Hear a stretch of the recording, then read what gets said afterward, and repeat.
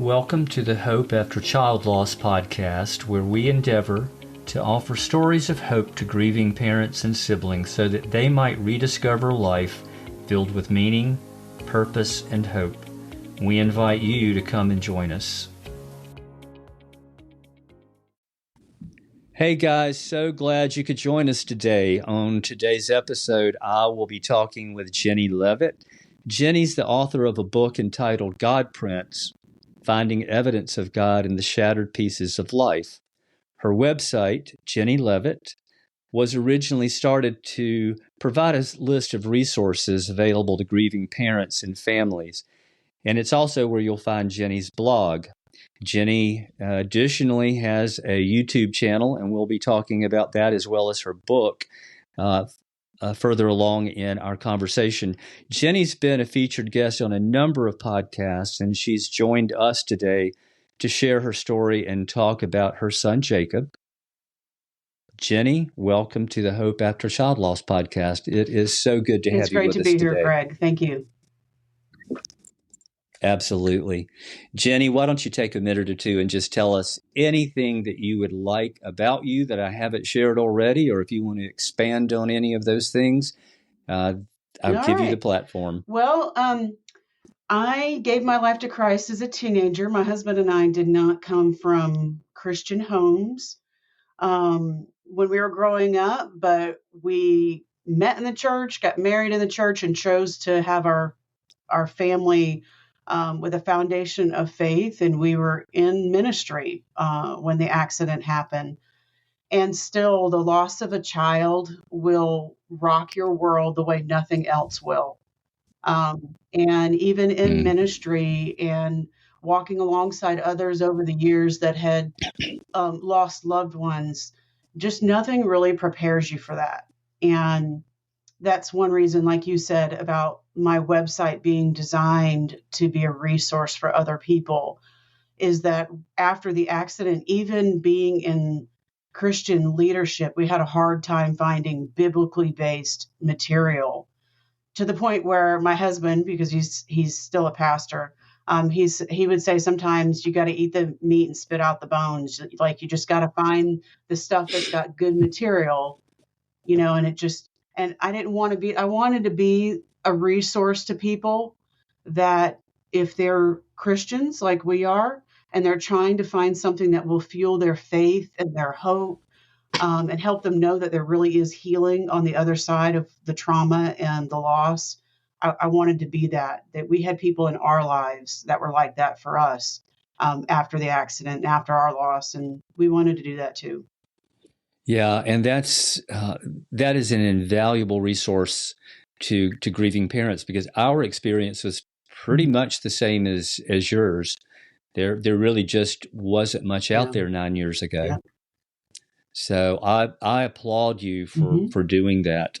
And I know that in previous conversation, I think you said that you had checked out all of those resources. You not only listed them, but you explored them too, to make sure that what you were recommending was actually solid resource for people. That's my heart. Is I don't put anything on my website that I haven't actually used or vetted or checked out, so that if it's on there, people know that it's solidly biblical. And the couple of times that maybe something isn't solidly biblical, but it's not, there's nothing wrong with it, I've even made sure that I note that, so that people know, this isn't necessarily put out by a Christian, but there's nothing wrong with it. Right. It still can be a good resource. Yeah. Well, Jenny, you referred a few minutes ago to the accident. And I'd just like for you to take whatever amount of time that you would like and just take us back and talk a little about that, because that is what started you on this journey and brought you to where you are today. It sure is. Yeah. So at that point in our lives, my husband and I we were in over youth ministry in our home church up in Jacksonville, which is a couple hours north of us. And we had all been volunteering at a big event at our church on a Saturday night. And those of you that have volunteered anywhere, you're usually the first ones there and the last ones to leave. So the event was over, but Right, we had right. been cleaning up and it was late and it was a Saturday night, and our oldest Caleb was 20 at the time and our youngest Jacob was 17, and they had driven separately, and my husband and I had just gotten home. And to make a long story short, we got a call actually from our pastor and his wife. They're the first ones on the accident scene. And Hmm.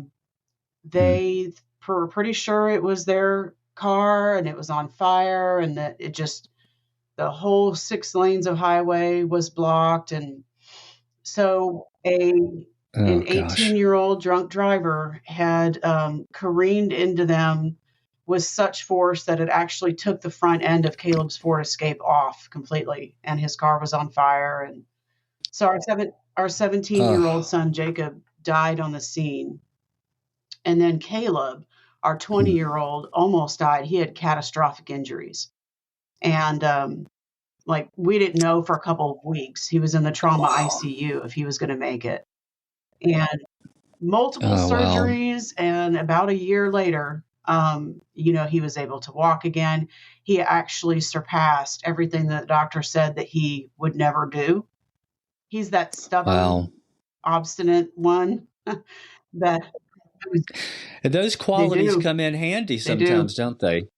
Yep. Even when he was Wow. younger, I don't know if you know this, but the name Caleb actually means mighty warrior for God. And we knew that when we named him.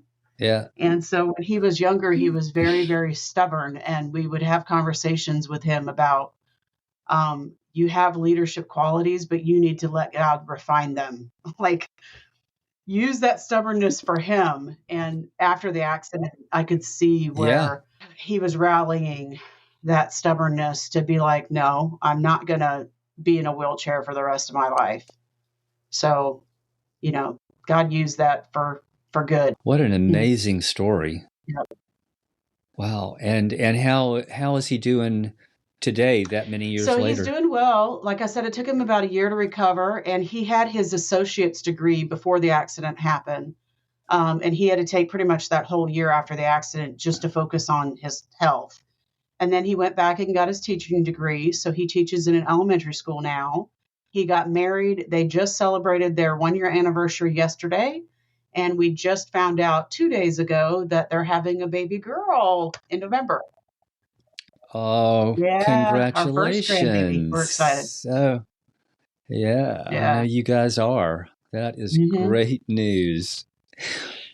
Well, Jenny, it's impossible enough to Hmm. lose a child, but when you add that complication of having your Hmm. other son with catastrophic injuries and not knowing whether Yeah. he was going to live, it, that just complicates Hmm. grief in such a way that I, I can't even begin to understand that.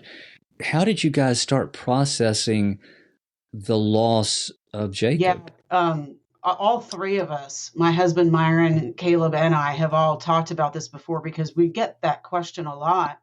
And it Yeah, really is a process, like you just said. Um, and I am so grateful. I will be eternally grateful for our church family up in Jacksonville. They rallied around us in the practical, physical ways, like bringing meals and cleaning our house, picking people up from the airport, all that kind of stuff. But also just in prayer, sure. sometimes just sitting with us, not saying anything, just sitting with us. So, right from the get go, they helped us prepare Jacob's memorial because it was so hard to even wrap our minds around that we had to try to figure that out and wonder. I mean, I remember Yeah, telling God the night of the accident, and it may seem kind of bold or brash, whatever, whichever one you want to say, but I remember telling God, like, you can't take them both. I don't think I can handle it. And within yeah. a couple weeks, when we knew Caleb was going to make it, I was like, okay, I guess you agreed with me, because you, thank you for leaving him. Um, so, but Yeah. it was a process. And I remember he was still in the ICU unit when I reached out to a Christian counselor that I knew of that was also a pastor's wife, but she was a professional. I don't know, like you were talking if she was a psychiatrist. I don't remember but she was a professional. Like she knew what she was doing. And the first time I Sure. met with her, I thought, oh my goodness, she read my mail. Like she knew exactly what she was talking about. And I met with her for quite some time, and then I've also done group counseling and grief share, and it really is a process. And my husband says that when people go through something like this, you can either let it make you bitter or better, but there is a choice. Yep. Everybody has a choice, whether you realize it or not. Sometimes all that choice is, especially early on, is getting out of bed. Like, I'm going to get out of bed today. But it Yeah, is a that is so choice, true. and sometimes it's okay. I'm going to do the next thing. I'm going to do the next right thing. And that's all it is. But as you make those steps and, you'll work through the process. But it's a process. It's not, when I say the three of us have talked about it, I think because we get that so much, sometimes we get the impression that people just want like a checklist that if you do this, this, and this, you'll work through the grief and you'll move on. And it's not like that. It's going to be different for everybody. Lists, those Yeah. checklists don't work. And unfortunately, people that are looking in from the outside sometimes seem to think Mhm. that if you'll just do and Yep. you fill in the blank, then it will result in and you Mm-hmm. fill in the blank. But it does not work that Mm-hmm. way at all. As a pastor's wife, do you think that having to grieve in such a public way, because so many people know you guys and, people rally around people in those roles. When things like that happen, so Mm-hmm. many people want to help. They reach out and they have such good intentions, but in some respects, it puts you in a position of almost having to be on all Yeah. the time. And so I can only imagine that might have added another layer of complication. What would you say to that? It's very true. And I really battled that when I chose to actually write our book, write our story in book form, because I'm very Yeah, vulnerable in the book. I even share some of my snippets out of my journal. But part of the reason why is because I got to the point where I thought people need to know that it's part of the human experience. It doesn't matter what position you're in. And one of the things that helped me immensely, especially with any kind of a group grief session, like Grief Share is the one that I recommend a lot. right. You get that, like, oh, I'm not alone. Like, I'm not weird for feeling this way or thinking this way. There are other people that maybe their loss is different, but I can relate to them and they can relate to me. And so I wanted to be vulnerable in that way so that people will know that it doesn't really matter what position you're in or anything, that grief is grief. And you really have to deal with it. You can't just brush it under the rug and think that time is going to heal all wounds, because it doesn't. It doesn't. They'll No, it just does not. fester, and they'll change your life, change the way you work with people if you don't deal with them right. There's just so many things that I've seen over time that I think now, Yeah. since the accident, I recognize a lot more. And I always think I was a compassionate person, but I think it makes you be like, hmm, not knowing what somebody else might be going through. Yeah, I think it does help us to be able to relate to people in a way that we just were Yeah. not able to Hmm. previously. I think it's one of those things where I think God opens your eyes to see people more through the eyes of compassion, Hmm. like Jesus did. Certainly not what we would have wanted, to give us that compassion, but sometimes it takes living through something like that for that to happen. And that's one of those good things that God can bring out of such trauma and Yep, I agree. tragedy. So that's an obvious way that that grief has impacted you, Jenny. Grief has an impact on us physically, mentally, emotionally, and spiritually. Yep. We know that. How did it show up in your life and in your family's life, more specifically? Everything you just named. Oh my goodness. Yeah. With the physical part, um, I I realized a long time ago, because I've battled with weight issues all my life, and I realized a long time ago that, whether I like to admit it or not, comfort food is comfort food to me.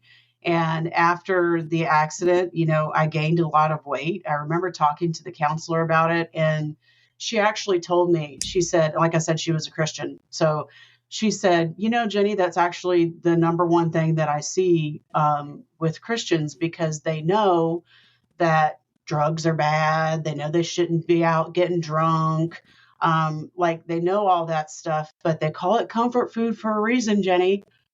And, and so Yeah. that was physically, spiritually. And I talk about this some in the book, but there were lots of times when, um, right off the bat, I felt closer to God than I think ever before. But then over time, I started to feel like, where are you? I don't feel you.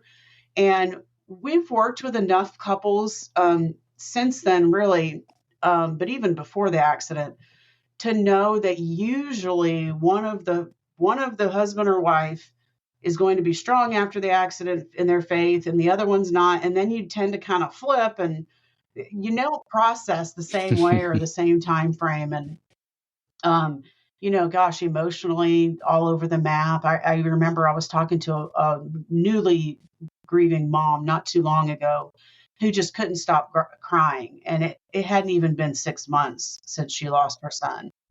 And Oh, I remember yeah. telling her, because she was like, is that normal? And I said, I was like that. I can't speak for anybody, but I said, I remember the first time it hit me that it had been a few days since I cried.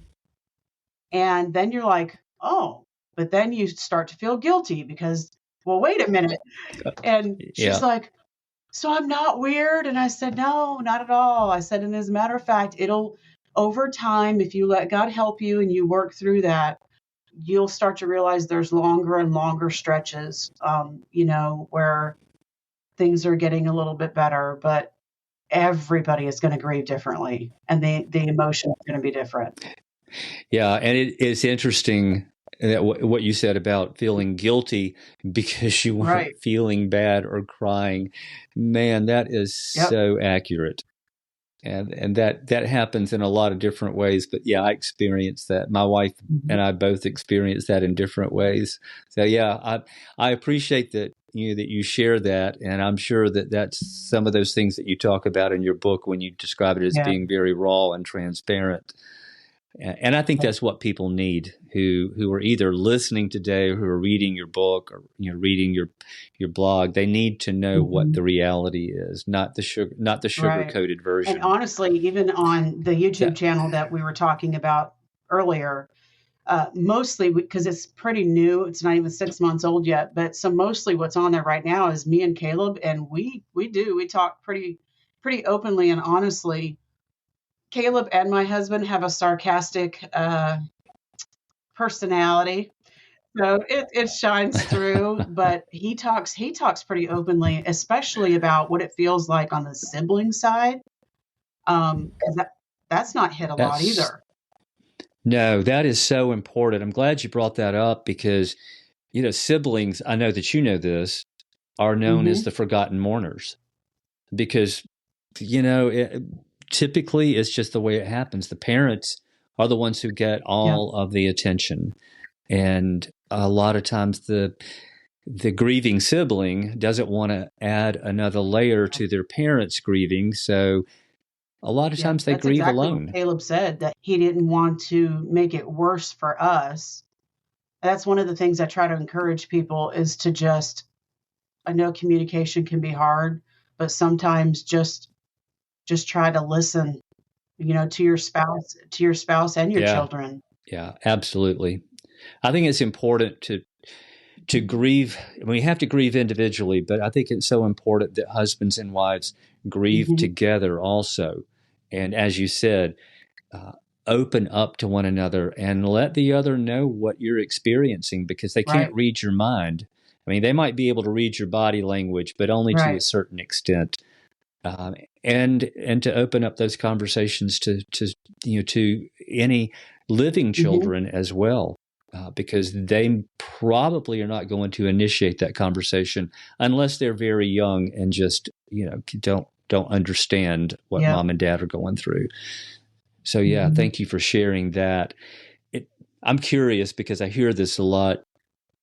Did you guys experience the Oh, brain fog that often comes with yeah, I take it from but that I mean, response we've you did. we've we've talked about it with other people too, and that we know that have lost children, and not just children. We've talked to other people that have lost, especially in something that happens unexpectedly.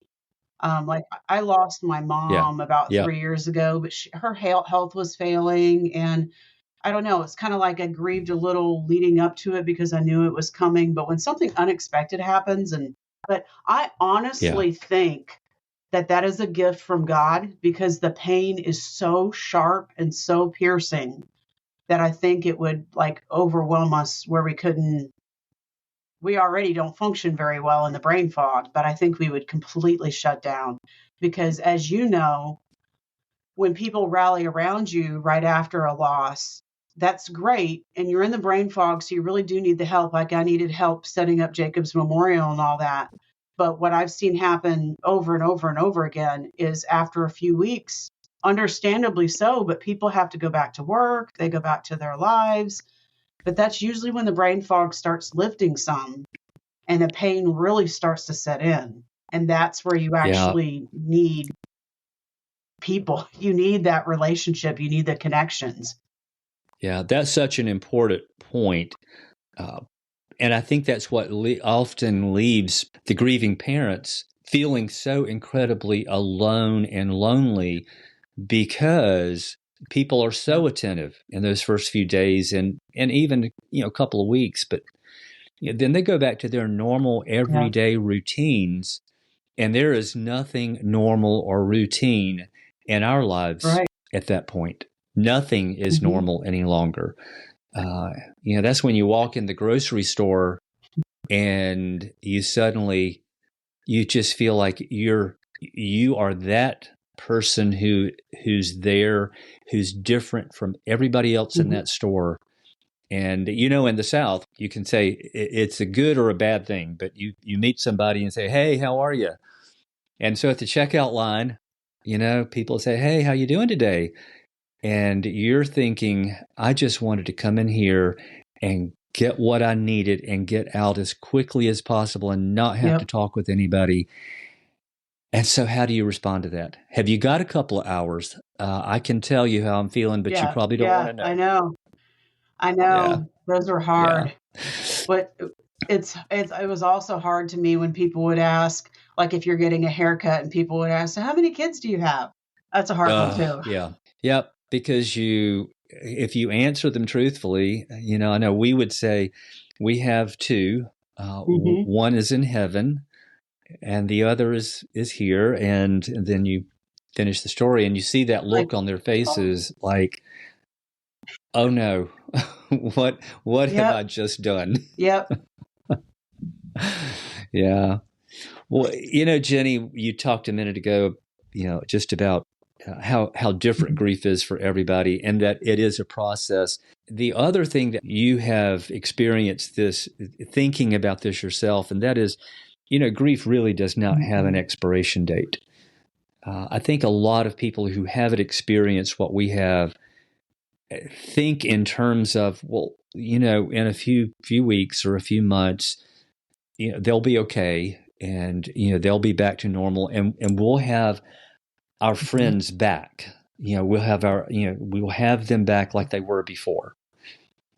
But No, it doesn't work no, that it way, does doesn't. it? In fact, when you were talking a few minutes ago, I had that thought that I know it's not just my husband and I, who our friendships with other people change too.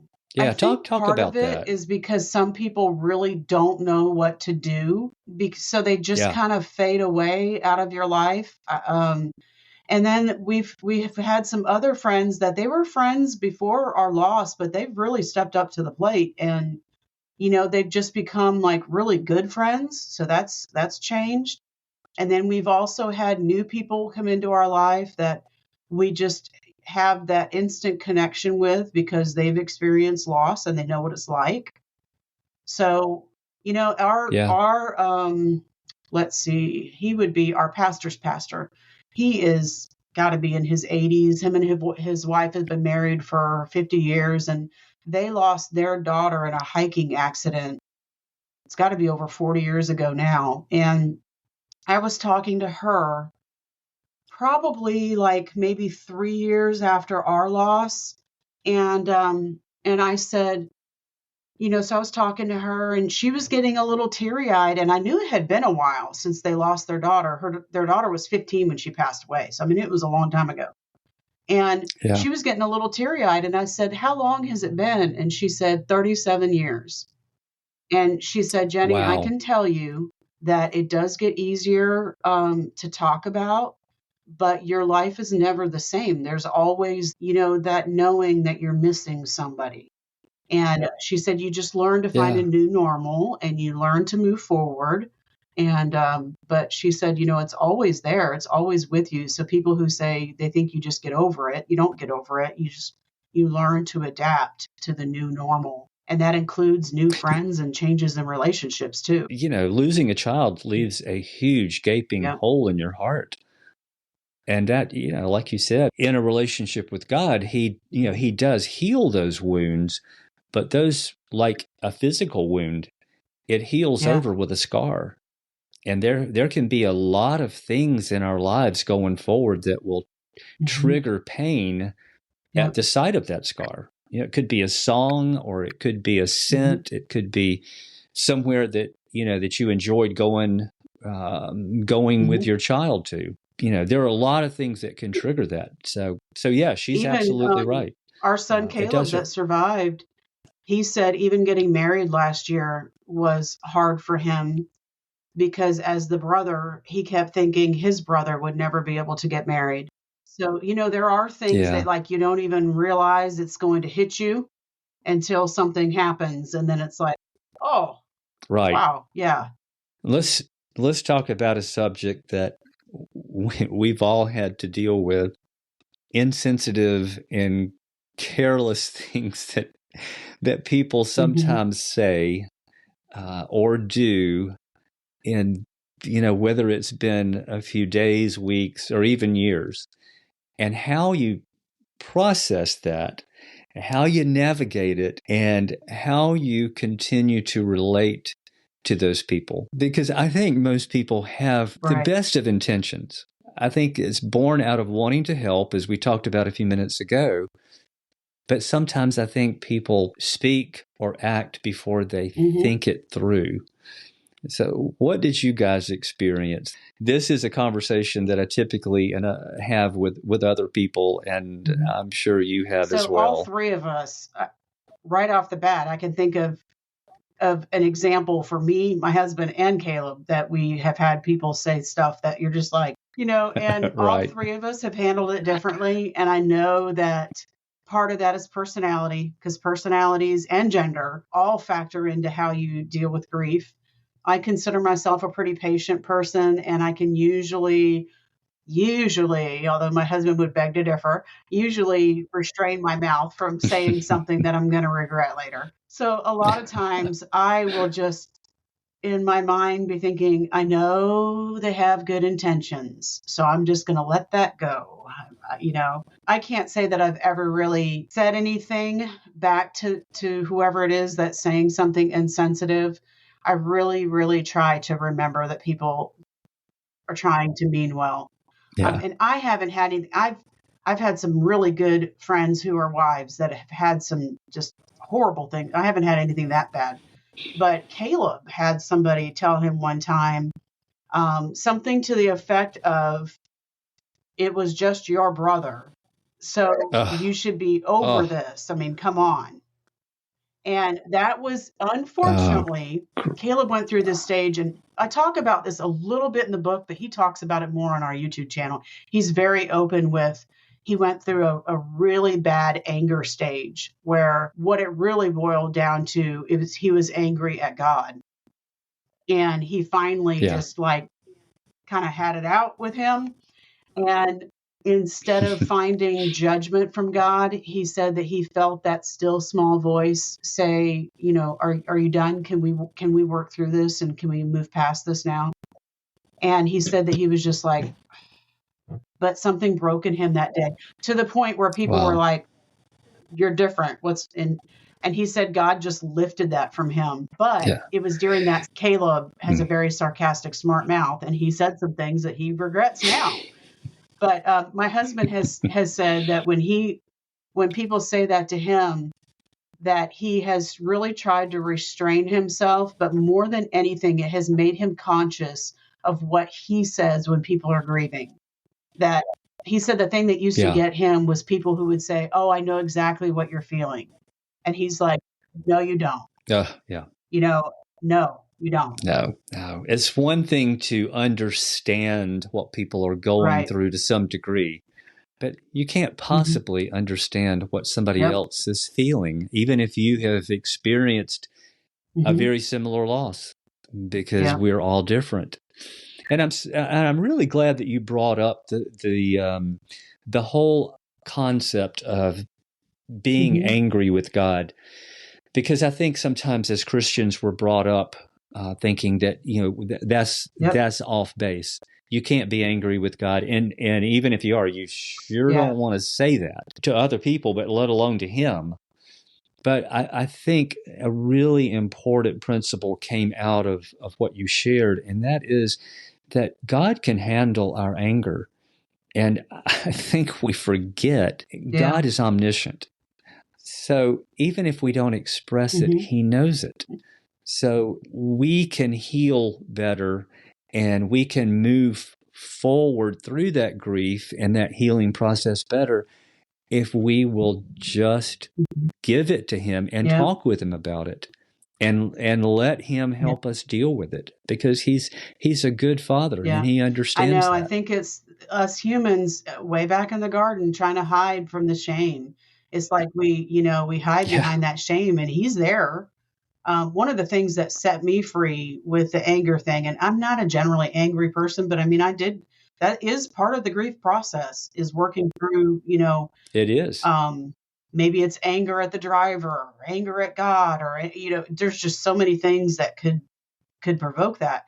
One of the things that helped Yeah. me was one of the Christian counselors that I worked with said, "Jenny, do you know that anger at God is actually a sign that there is still some kind of relationship there, because you can't get mad at somebody that you don't believe in?" And I remember thinking, Good okay. point. And she said, "Yeah, so in our minds, we're thinking God is the manager, the creator of this whole universe. And if you have a problem at a restaurant, you go to the manager, right?" And she's like, "So it's a good sign that you know Right. who's in control, and you have enough of a relationship that you're mad." She said, "But you just need to talk to him about it." That set me Exactly. free in some areas where I was like, okay, all right. Well, and we got to remember too, He's the one who gave Yeah. us emotions. He understands that when you go through something so traumatic, it produces Hmm. extreme emotions, and He Yeah. can handle that. I mean, He is Hmm. God after all. Jenny, I think it's predictable, and we touched on it a few minutes ago. When we lose a child and go through something so traumatic as that, it does change us in a lot of ways. We're never the same people again. How has losing Jacob impacted the way that you see life Mm. today, before the accident? So we didn't even touch on this, and we don't have time right now, but I'm also a stage 4 cancer survivor from my early 20s. And that had Yeah. already given me an appreciation for life. and to try to make the Right. most of the life that we have. But after the accident, and I think this is common a lot among especially believers, but I think even non-believers, that's why they set up foundations. They try to do something in their loved one's name because they want to make a difference. And I think one of the things that has really become clear to me as if we're going to go through this, I really want it to be in a way that honors Christ and that hopefully helps other followers of Christ know that just because we go through these things in this world, it's not the end. That abundant life that Jesus offered us isn't just eternal life. He wants to actually heal our broken hearts now and help us walk through this life now. And so I think it's given me more of a burden to be able to help other people. And I don't know, really the body of Christ. I've been really It's been really burdening me, especially the last couple of years, Matthew 24 and 25, where Jesus talked about what would happen in the last days and how even among his own people, there would be a great falling away.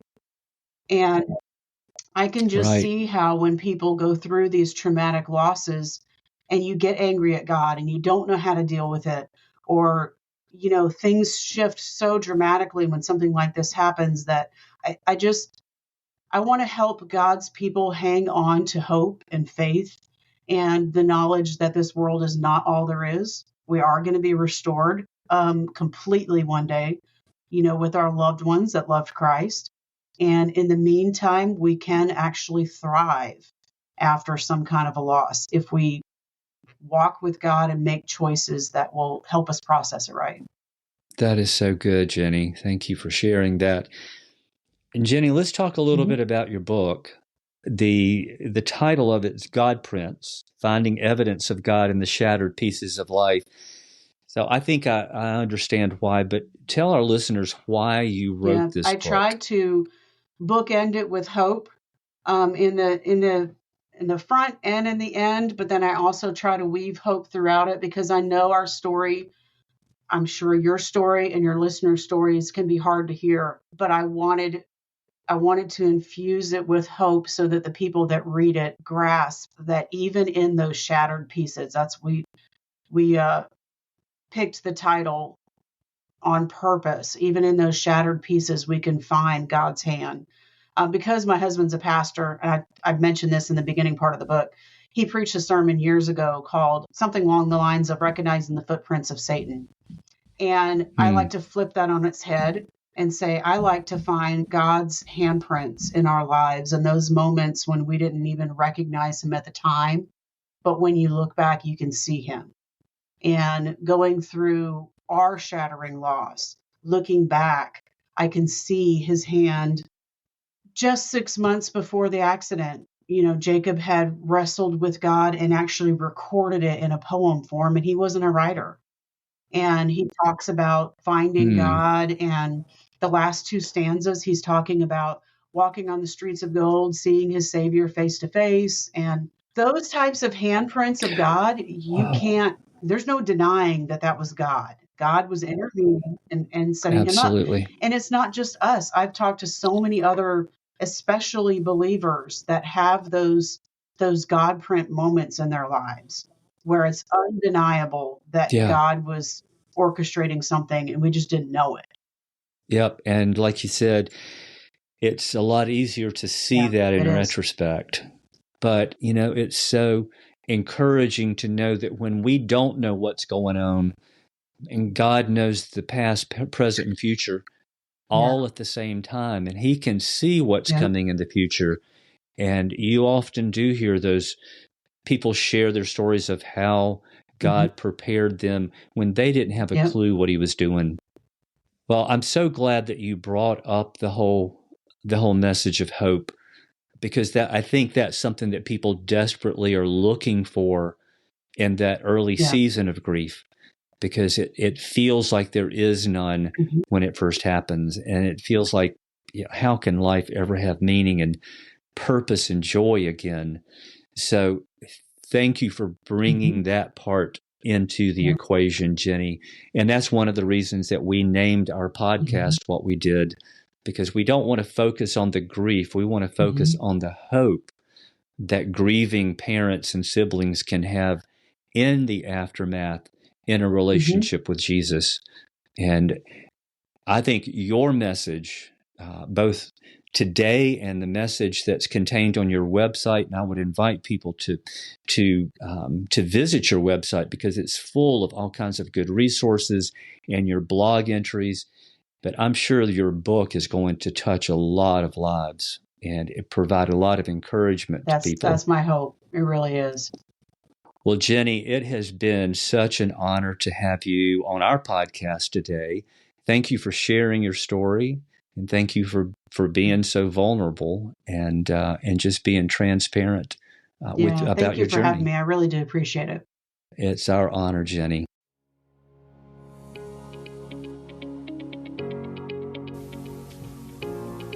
If you find our podcast meaningful, we invite you to follow us so that you can automatically receive the latest episodes. Also, we'd like to invite you to contact us and talk with us about sharing your story on a future episode, because every story is important and matters to God.